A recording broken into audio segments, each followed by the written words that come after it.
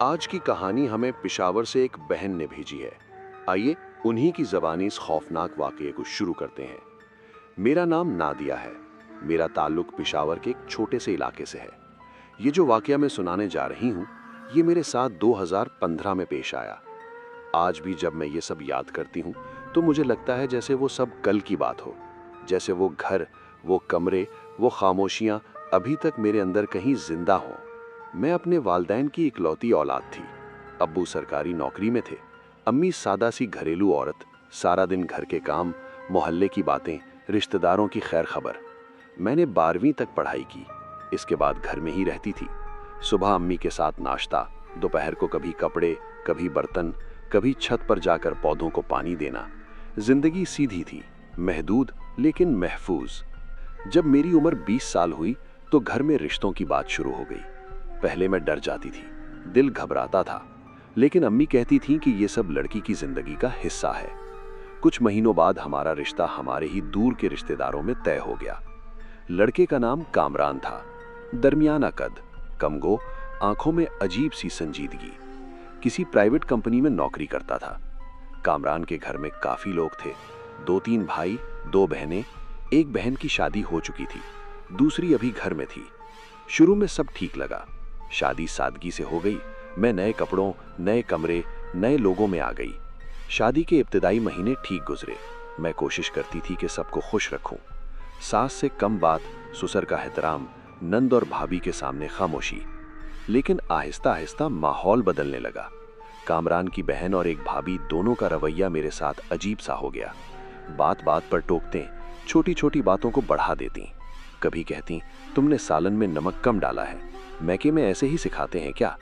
कभी कामरान के सामने हंसती हुई कहती, भाई तुम्हारी बीवी तो बहुत सीधी है, कुछ समझ ही नहीं आता उसे। मैं खामोश रहती। दिल में दुख होता, आंखों में आंसू आ जाते, लेकिन जुबान बंद रखती। एक दफा हिम्मत करके कामरान को बताया। वो सुनता, सर हिलाता, लेकिन कोई वाज़ेह जवाब नहीं देता था। आखिर एक दिन मैंने फिर कहा तो उसने बस इतना कहा, ये सब बर्दाश्त करो, मैं किसी सस्ते घर की तलाश में हूं, जैसे ही मिला हम अलग हो जाएंगे। उस दिन मुझे खुद पर शर्मिंदगी हुई।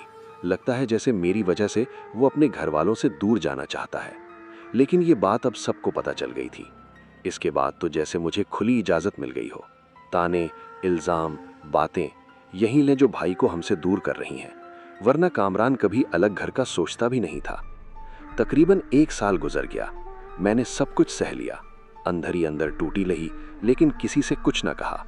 फिर एक दिन कामरान ने आकर बताया कि उसने एक घर देखा है, नया बना हुआ है, आधे पैसे एडवांस, बाकी किस्तों में। घर वालों को ये बात पसंद नहीं आई, सिवाय कामरान के अब्बू के। वो बहुत अच्छे इंसान थे, मुझे बेटी की तरह रखते थे, शायद इसलिए भी कि वो मेरे अब्बू के पुराने दोस्त थे। अगले ही दिन सौदा हो गया। हमने वो घर ले लिया और कुछ दिनों में शिफ्ट हो गए। उस दिन पहली बार मुझे लगा जैसे मैं किसी कैद से आज़ाद हो गई हूँ। वो घर बहुत बड़ा नहीं था। 2 कमरे, एक किचन, आगे थोड़ा सा सहन, लेकिन साफ सुथरा, नया, रोशन। सहन में शाम को धूप आती थी। मोहल्ला खामोश था। गली तंग सी थी। दोनों तरफ एक मंजिला घर। मगरिब के वक्त दूर कहीं मस्जिद से अजान आती थी, हल्की सी, जैसे हवा के साथ बहकर आ रही हो। नए घर में जिंदगी बदल गई। हम सुबह जल्दी उठते, मैं कामरान के लिए नाश्ता बनाती, वो ऑफिस चला जाता। मैं घर की सफाई, खाना, कपड़े। दोपहर में कभी सहन में चारपाई डालकर बैठ जाती, कभी कमरे में पंखे के नीचे लेट जाती। कुछ महीने वाकई बहुत अच्छे गुजरे। मैं हंसने लगी थी, दिल हल्का रहता था। फिर आहिस्ता आहिस्ता कुछ बदलने लगा। शुरू में मुझे खुद समझ नहीं आया, बस एक अजीब सी घबराहट रहने लगी, खास तौर पर दिन के वक्त जब मैं घर में अकेली होती। ऐसा लगता जैसे कोई और भी है, जैसे मैं अकेली नहीं हूँ। मैं खुद को समझाती, कहती, नादिया ये नया घर है, नई जगह है, आदत पड़ जाएगी। मैंने कामरान को बताया तो उसने हंसते हुए कहा, अकेली रह रहकर बोर हो गई हो, वहम है बस। कुछ दिन बाद चीजें गायब होने लगी। मैं नमक, चाय, चम्मच सब अपनी जगह रखती, फिर वो या तो ना मिलती या कहीं और पड़ी होती। एक दिन नमक की डिब्बी खोली तो वो बिल्कुल खाली थी। मुझे अच्छी तरह याद था मैंने भरी थी। फिर एक दिन दोपहर के वक्त तकरीबन 12 बजे मैं कमरे में बैठी थी। अचानक लगा जैसे दूसरे कमरे का दरवाजा जोर से बंद हुआ हो। वही आवाज जो हम रोज दरवाजा बंद करते वक्त सुनते हैं। मेरा दिल एकदम बैठ गया। मैं वहीं खड़ी रही, सांस तेज हो गई, हाथों में हल्की सी कपकपी आ गई। फिर हिम्मत करके आहिस्ता आहिस्ता दरवाजा खोला। अंदर कोई नहीं था। रात को कामरान आया तो मैंने सब बताया। उसने कहा पास वाले घर की आवाज होगी, तुम बिला वजह डर जाती हो। मैं खामोश हो गई, लेकिन दिल मान नहीं रहा था। ये सब वाकयात सिर्फ तब होते थे जब मैं अकेली होती थी। एक दिन मैं किचन में खाना बना रही थी, अचानक लगा जैसे कोई मेरे कमरे में दाखिल हुआ हो। मैंने कदम रोक लिए, दिल जोर जोर से धड़कने लगा। आहिस्ता आहिस्ता कमरे की तरफ गई। अंदर गई तो कुछ नहीं था। मैंने ये बात कामरान को नहीं बताई, वो वैसे भी यकीन नहीं करता था। फिर एक दिन मैं किचन से फारिग होकर कमरे की तरफ जा रही थी। दरवाजा खुला था, बल्ब ऑन था। जैसे ही मैं करीब पहुंची, मैंने कोने में किसी इंसान का साया देखा। मेरा दिल रुक सा गया। मैं आहिस्ता आहिस्ता अंदर गई। सामने दीवार पर देखा, कुछ नहीं। फिर उसी कोने की तरफ नजर गई, साया गायब था। रात को मैंने कामरान से कहा कि मैं अकेली नहीं रहूंगी, मुझे डर लगता है, मैंने साया देखा है। उसने थके हुए लहजे में कहा, पागल हो गई हो क्या? दिन में जिन्नात नहीं आते, सब वहम है। इसकी बातें सुनकर मैं खुद भी कंफ्यूज हो गई। शायद वाकई मैं वहम कर रही थी। लेकिन फिर एक दिन ऐसा हुआ जिसने सब बदल दिया। वो दिन आम दिनों जैसा ही था, और उसी दिन सूरज ढलने के बाद इस घर ने पहली बार अपना असली चेहरा मुझे दिखाया। मैं फजर से कुछ पहले उठ गई थी। बाहर गली में खामोशी थी, बस कहीं कहीं कुत्ते भौंकने की आवाज आती थी। मैंने वुजू किया, जगह नमाज बिछाई। नमाज के दौरान दिल अजीब सा भारी था, जैसे सीने पर कोई वजन रखा हो। सलाम फेर कर काफी देर वहीं बैठी रही। फिर किचन में जाकर चूल्हा जलाया, केटली में पानी रखा, कामरान के लिए नाश्ता बनाना था। सूरज निकलने लगा तो मोहल्ले में हल्की हल्की आवाजें आने लगी। कोई दरवाजा खोल रहा था, कहीं से बर्तनों की खनक, कहीं बच्चों के स्कूल जाने की तैयारी। हमारे घर में भी मामूल की जिंदगी चल रही थी। कामरान तैयार हुआ, मैंने नाश्ता दिया। वो खाते हुए मोबाइल देख रहा था। जाते हुए बस इतना कहा, आज शायद देर हो जाए। मैंने सर हिलाया। दरवाजा बंद हुआ तो घर एकदम खामोश हो गया, वही खामोशी जो इस घर की अपनी थी। मैंने झाड़ू लगाया, सहन धोया, दोपहर तक सब काम निपटा लिए। गर्मी थी, पंखा तेज चल रहा था, लेकिन फिर भी पसीना आ रहा था। मैं दोपहर को कमरे में लेट गई, मगर नींद नहीं आई। बार बार आंख खुल जाती, जैसे कोई मुझे देख रहा हो। असर के वक्त मैंने उठकर चाय बनाई। बाहर से अजान की आवाज आई। वो आवाज उस दिन कुछ ज्यादा ही उदास लग रही थी। मैंने चाय का कप पकड़ा और सहन में खड़ी हो गई। गली सुनसान थी, सामने वाले घर का दरवाजा बंद था। अचानक मुझे फिर वही एहसास हुआ, जैसे कोई मेरे पीछे खड़ा हो। मैंने फौरन पलट कर देखा, कुछ नहीं था। दिल ने नौ जोर से धक्का खाया। मैंने खुद को डांटा और वापस किचन में आ गई। मगरिब के करीब सूरज ढलने लगा।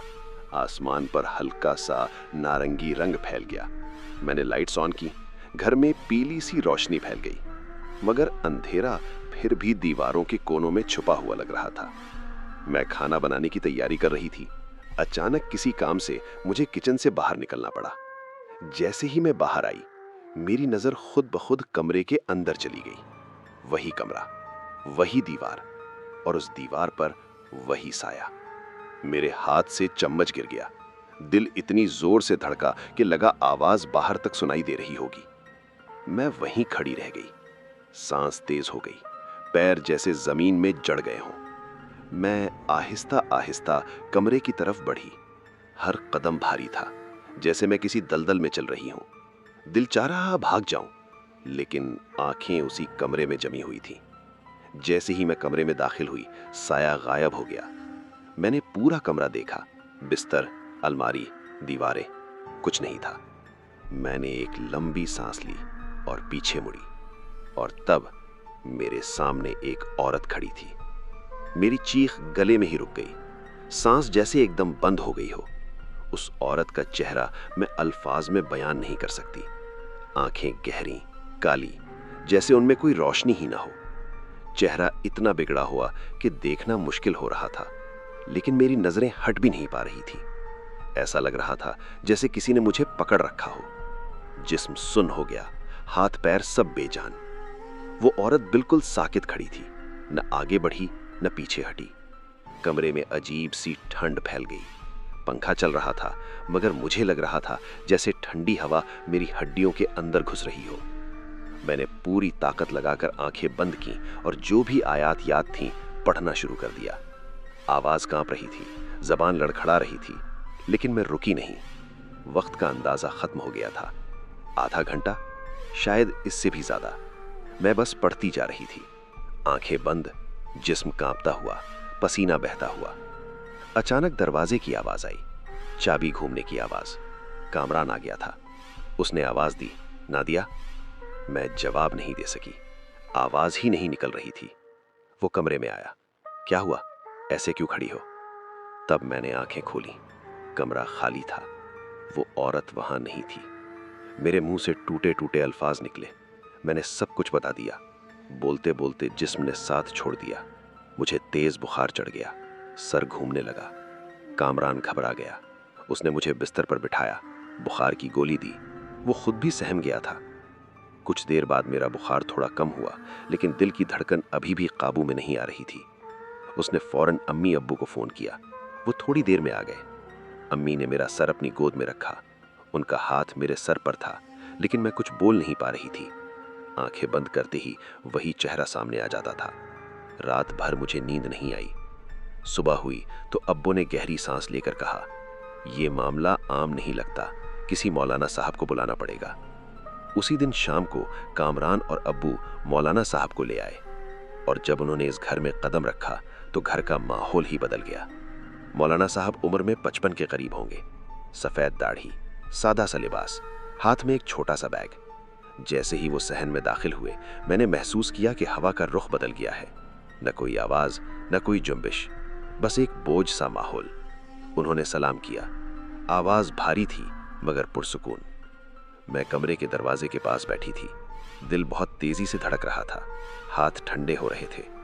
अम्मी ने मेरा कंधा दबाया, जैसे कह रही हूं कि हिम्मत रखो। मौलाना साहब ने सबसे पहले मुझसे पूछा, बेटी तुम पर क्या गुजरी है? मैंने बोलना शुरू किया तो आवाज कांप रही थी। वही साया, वही औरत, वही जमी हुई कपकपी। सब कुछ बताते हुए मेरे गले में बार बार गांठ पड़ रही थी। मौलाना साहब खामोशी से सुनते रहे, न टोका न कोई रद्द अमल दिया। फिर उन्होंने घर के बारे में पूछा। ये घर नया है? जी। पहले कौन रहता था? हमें नहीं मालूम। उन्होंने सर हिलाया, फिर कहा, ठीक है, पहले पढ़ाई शुरू करते हैं। उन्होंने कहा कि मैं कमरे के बीच में बैठ जाऊं। मैं जैसे तैसे वहां जाकर बैठ गई।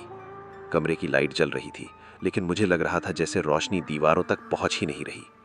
मौलाना साहब ने कुरान खोला, पढ़ना शुरू किया। पहली आयत के साथ ही मेरे जिस्म में अजीब सा तनाव आ गया। दिल की धड़कन तेज होने लगी, हाथों में पसीना आ गया। जैसे जैसे वो पढ़ते जा रहे थे, मेरे कानों में एक अजीब सी भिनभिनाहट होने लगी। आवाजें साफ नहीं थी, जैसे दीवारों के अंदर से आ रही हों। अम्मी ने मेरा हाथ पकड़ लिया। उनकी उंगलियां भी कांप रही थीं। अचानक मेरे सर में तेज दर्द उठा। मैंने आंखें बंद कर लीं। ऐसा लगा जैसे कोई मेरे सर को दोनों हाथों से दबा रहा हो। मौलाना साहब की आवाज बुलंद होती गई। अल्फाज वाज़ेह थे, मजबूत थे। अचानक मुझे लगा जैसे कमरे की हवा भारी हो गई हो। सांस लेना मुश्किल होने लगा। मैंने गहरी सांस लेने की कोशिश की, मगर सीना पूरा नहीं भर पा रहा था। फिर कमरे के एक कोने से हल्की सी सरसराहट आई। कामरान चौंक कर पीछे मुड़ा। ये आवाज? मौलाना साहब ने हाथ के इशारे से खामोश रहने को कहा और पढ़ते रहे। मेरे जिस्म में कपकपी तेज हो गई, पैर खुद ब खुद मुड़ने लगे। ऐसा लग रहा था जैसे कोई मुझे उठाकर खड़ा करना चाहता हो। मैंने आंखें खोलने की कोशिश की, मगर आंखें जैसे बंद होने पर मजबूर थीं। अचानक एक ठंडी हवा मेरे चेहरे से टकराई, बाल हिल गए। पंखा तो चल रहा था, मगर ये हवा मुख्तलिफ थी, बहुत करीब की। मौलाना साहब ने बुलंद आवाज में आयत पढ़ी। उसी लम्हे मुझे अपने कान के करीब एक सरगोशी सी महसूस हुई। अल्फाज समझ में नहीं आ रहे थे, मगर आवाज औरत की थी, बहुत करीब, इतनी करीब कि सांस की गर्मी महसूस हो रही थी। मेरे मुंह से एक दबी हुई चीख निकली, जिस्म अकड़ गया। अम्मी रोने लगी। अब्बू की आवाज आई, या अल्लाह खैर। मौलाना साहब ने अचानक पढ़ना रोक दिया। कमरे में एकदम खामोशी छा गई, ऐसी खामोशी के दिल की धड़कन सुनाई दे रही थी। मौलाना साहब ने मेरी तरफ देखा। उनकी आंखों में अब संजीदगी के साथ फिक्र भी थी। ये आम चीज नहीं है, ये घर खाली नहीं था जब आप आए थे। मेरे जिस्म में सर्द लहर दौड़ गई। कामरान ने घबरा कर पूछा, क्या मतलब? मौलाना साहब ने गहरी सांस ली। ये यहाँ पहले से मौजूद है, और ये सिर्फ उसी वक्त जाहिर होता है जब ये अकेली होती है। मेरे हाथों की पकड़ ढीली पड़ गई। मैंने अम्मी की तरफ देखा। उनके चेहरे का रंग उड़ चुका था। मौलाना साहब ने कहा, मैं फिलहाल 2-3 दिन तक पढ़ाई करूंगा, उसके बाद देखते हैं कि क्या होता है। वो जुमला मेरे दिल में तीर की तरह लगा। मौलाना साहब ने बैग बंद किया और वो चले गए। उस रात घर में कोई नहीं सोया। लाइट्स जलती रहीं, दरवाजे बंद रहे। हर आवाज पर सब चौंक जाते थे और मुझे यूं लग रहा था जैसे वो औरत कहीं ना कहीं अंधेरे में खड़ी सुन रही हो। और यही वो रात थी जिसके बाद कामरान ने फैसला किया कि अब हमें इस मामले को हल्का नहीं लेना। अगले दिन असर के बाद वही मौलवी साहब दोबारा आए। इस बार उनके चेहरे पर पहले जैसी नरमी नहीं थी, ज्यादा संजीदा लग रहे थे। हाथ में वही बैग था, मगर इस दफा उसके साथ एक छोटी सी बोतल, कुछ तावीज और एक कपड़े में लिपटी हुई चीज भी थी। घर में दाखिल होते ही उन्होंने दरवाजे के पास खड़े होकर आहिस्ता आवाज में कुछ पढ़ा। मुझे यूं लगा जैसे किसी ने मेरे सीने पर रखा हुआ बोझ थोड़ा सा हल्का कर दिया हो। उन्होंने सबसे पहले कहा, आज कोई सवाल जवाब नहीं होगा, बस जो मैं कहूं वही करना है। मुझे कमरे के बीच बिठाया गया। अम्मी मेरे पीछे बैठ गईं। कामरान दरवाजे के करीब खड़ा था। लाइट ऑन थी, मगर फिर भी कमरा अजीब सा मधम लग रहा था, जैसे रोशनी थक गई हो। मौलवी साहब ने पढ़ना शुरू किया। इस बार आवाज बहुत मजबूत थी। अल्फाज कमरे की दीवारों से टकराकर वापस आ रहे थे। शुरू के कुछ मिनट ठीक रहे, फिर मेरे पांव में हल्की सी सुनसुनाहट शुरू हुई। हाथ भारी होने लगे, सर खुद ब खुद झुकने लगा। अचानक मुझे लगा जैसे कोई मेरे पीछे आकर खड़ा हो गया हो। मैंने आंखें खोलने की कोशिश की, मगर आंखें जैसे बंद रहने पर मजबूर थीं। सांस तेज हो गई, दिल जोर जोर से धड़क रहा था। मौलवी साहब की आवाज और बुलंद हो गई। इसी लम्हे कमरे में शदीद ठंड फैल गई। बल्ब हल्का सा झपका। मुझे साफ महसूस हुआ जैसे किसी ने गुस्से में सांस ली हो, बहुत करीब से। मेरे मुंह से बेख्तियार रोना निकल गया। मौलवी साहब ने अचानक जोर से पढ़ते हुए फर्श पर वो कपड़े में लिपटी चीज रख दी। इसके बाद एक लम्हे के लिए सब कुछ साकित हो गया। ना आवाज, ना हवा, न कोई एहसास। फिर जैसे कोई चीज पीछे हट गई हो। मेरे जिस्म में जान वापस आने लगी। सांस आहिस्ता आहिस्ता नॉर्मल हुई। मौलवी साहब ने पढ़ना बंद किया। कमरे में अजीब सी खामोशी थी, लेकिन वो पहले जैसी भारी नहीं थी। उन्होंने कहा, अब ये यहाँ नहीं रहेगा, मगर एक बात याद रखना, इस घर में दोबारा कभी गफलत नहीं करनी। नमाज, आजान, कुरान, ये सब बंद नहीं होना चाहिए। मैंने आंखें खोली। कमरा वही था, मगर कुछ बदला हुआ। दीवारें सादा लग रही थीं, कोने खाली थे। इस रात में पहली बार सोई। गहरी नींद नहीं, लेकिन नींद। कुछ दिन बाद हमने वो घर छोड़ दिया। कामरान ने किस्तों का मामला किसी तरह निपटाया और हम दूसरे इलाके में शिफ्ट हो गए। मैंने किसी से कुछ नहीं पूछा, न ये जानने की कोशिश की कि वो क्या था, कहाँ से आया था, क्योंकि कुछ सवालों के जवाब जान लेना इंसान को सारी जिंदगी का डर दे देता है। आज बरसों बाद भी अगर मैं किसी कमरे में अकेली होती हूँ और रोशनी कोने तक ना पहुँचे, तो मैं बेइख्तियार दरवाजे की तरफ देख लेती हूँ। इसलिए नहीं कि मुझे कुछ नजर आ जाए, बल्कि इसलिए कि मुझे याद है कभी कभी कुछ चीजें नजर आने से पहले सिर्फ महसूस होती हैं। दोस्तों, अगर आपको ये कहानी पसंद आई हो तो लाइक और शेयर करना ना भूलें और सब्सक्राइब करें, ताकि आप हमारे आने वाले खौफनाक और सनसनीखेज वाकयात भी वक्त पर देख सकें। नीचे कमेंट्स में बताएं कि आपको सबसे ज्यादा कौन सा हिस्सा डरा गया। हम आपके लिए और भी ऐसी कहानियां लेकर आएंगे। बेल आइकन दबाइए ताकि हर नया वीडियो आप तक फौरन पहुंचे। और याद रखें, ये सिर्फ कहानियां नहीं, बल्कि हर सनसनीखेज लम्हा आपके लिए एक हकीकी एहसास है। हमारे साथ जुड़े रहें, खौफ के इस सफर में हमारा साथ दें। और अगर आपने अभी तक चैनल सब्सक्राइब नहीं किया तो याद रखें, कभी कभी वो चीजें जो हम नजरअंदाज कर देते हैं वही हमें डराते हैं। बेल आइकन दबाना ना भूलें, वरना अगली कहानी का खौफ आप तक पहुंचने से पहले ही आपको डरा देगा। हमसे जुड़े रहें, हर रात को थोड़ा और सनसनीखेज बनाएं। मिलेंगे इंशाल्लाह अगली कहानी में। तब तक अल्लाह हाफिज।